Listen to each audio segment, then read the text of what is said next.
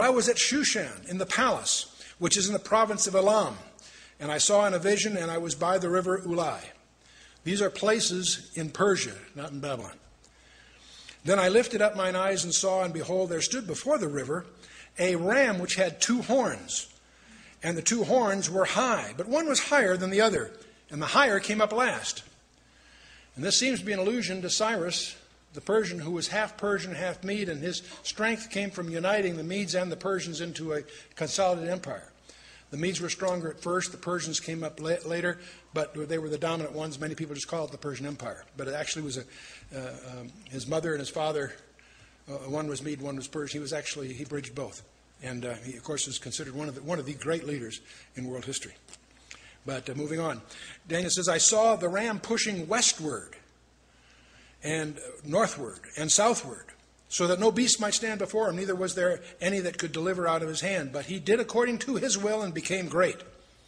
And as I was considering, behold, a he-goat came from the west on the face of the whole earth and touched not the ground. And the goat had a notable horn between his eyes. So here's a goat moving so fast it doesn't even seem to be touching the ground. And if anything describes Alexander's career, it's staggering. Young man that conquered, within 11 years, the known world. But his main defeat was the defeat of the Persians. A notable horn, that's our friend Alexander.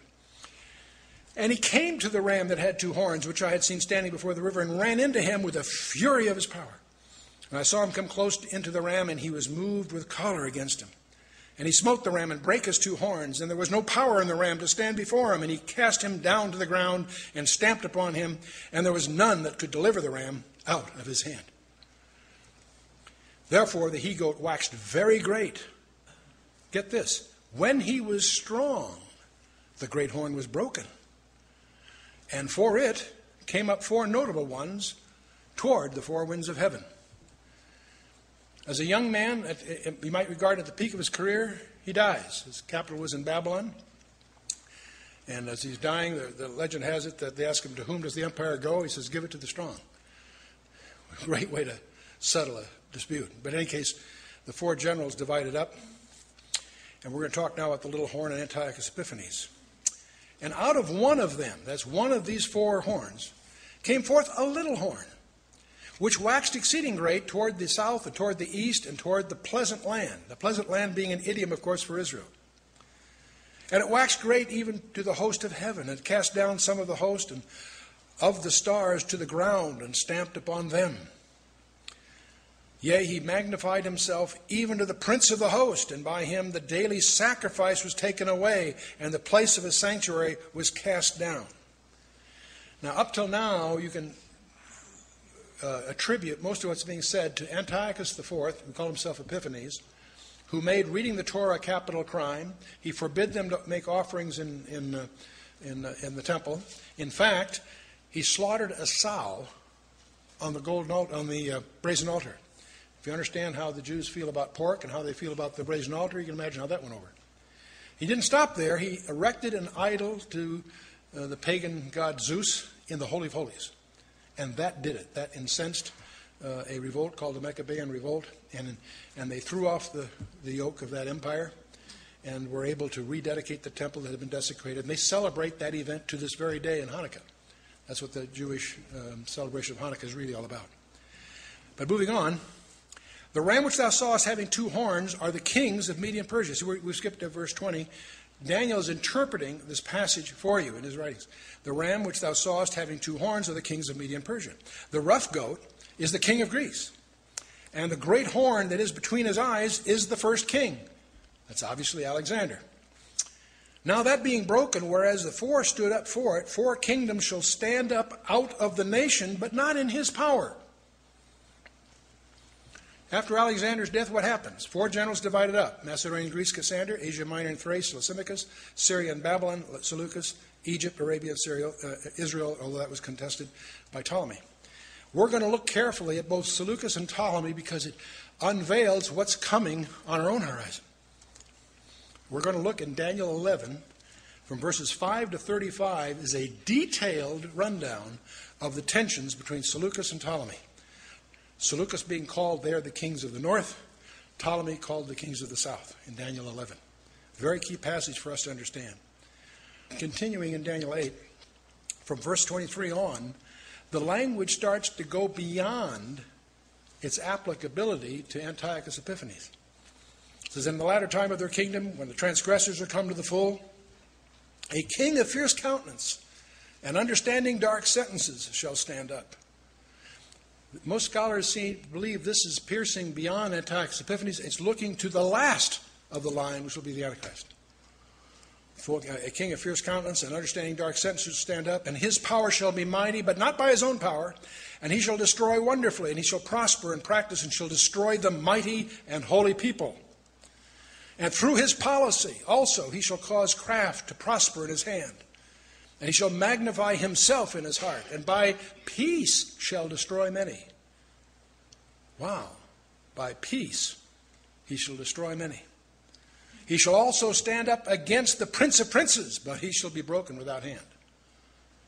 So most scholars recognize this as an allusion to the person we call the Antichrist. Well, let's take a look at Daniel 11 for what insights it will give us. The first two verses talk about the Persian Empire. And I won't go through the list of these, although there's some very important people here. Not only Cyrus, who is detailed in Daniel 5, and also Isaiah 45. There's a letter written to him by name by God 150 years before he's born. Xerxes I is probably we believe is the king of Esther, the book of Esther. And Artaxerxes Longimanus is the one that triggers the 70-week prophecy of Daniel. He gave Nehemiah the authority to rebuild the city. But from verse 3 and 4, we talk about Alexander the Great. And that, of course, has been detailed for us in Daniel 8 for us. And that follows then what follows after verse 4 are when the generals divide the empire. And again, we're going to focus on, and the passage focuses on primarily Seleucus and Ptolemy. I won't take you through the details because we don't have time, but if you look through 5 through 35, you'll discover that there's kings of the south fighting the kings of the north, and the details there fit history so precisely that critics of the Bible have tried to argue that Daniel must be a fraud and must have been written after the fact. That overlooks the fact that long before this list is over, the entire Old Testament is translated into Greek. So it's hard for someone to forge into an already translated and widely distributed set of documents. But that's obviously nonsense. But the Ptolemies, we go through 6 cycles of the Ptolemies, and we go through 8 cycles of the Seleucids. But the most notable one is the last one, Antiochus Epiphanes, because he's so prominent in triggering the rebellion in Israel. So we'll leave it at that. But from verse 36 on now, we're talking about Antiochus Epiphanes again, but here again, the language will go far beyond Antiochus himself. Let's take a look at it. Verse 36, and the king shall do according to his will. There's the willful king. And he shall exalt himself and magnify himself above every god, and shall speak marvelous things against the God of gods, and shall prosper till the indignation be accomplished, for that which is determined shall be done. Now this can be applied sort of to Antiochus Epiphanes, but the language seems to go far beyond anything he did. Neither shall he regard the God of his fathers, nor the desire of women, nor regard any god, for he shall magnify himself above all. And in his estate shall he honor the God of forces, and a God whom his fathers knew not shall he honor with gold and silver and with precious stones and pleasant things. Thus shall he do in the most strongholds with a strange God, whom he shall acknowledge and increase with glory, and he shall cause them to rule over many, and shall divide the land for gain. And at the time of the end, now at this point, see, from verse 36 to 40, you can sort of argue that may be just flowery language talking about Antiochus Epiphanes. But from verse 40 to the end of the chapter, it's clearly far beyond Antiochus Epiphanes. But it's as if he's looking through him to the end time. And at the time of the end shall the king of the south push at him, and the king of the north shall come against him like a whirlwind with chariots, and with horsemen and with many ships, and he shall enter into the countries and shall overflow and pass over. He shall also enter into the glorious land, and many countries shall be overthrown. But these shall escape out of his hand, Edom and Moab and the chief children of Ammon. Boy, that's a strange thing. This particular piece of ground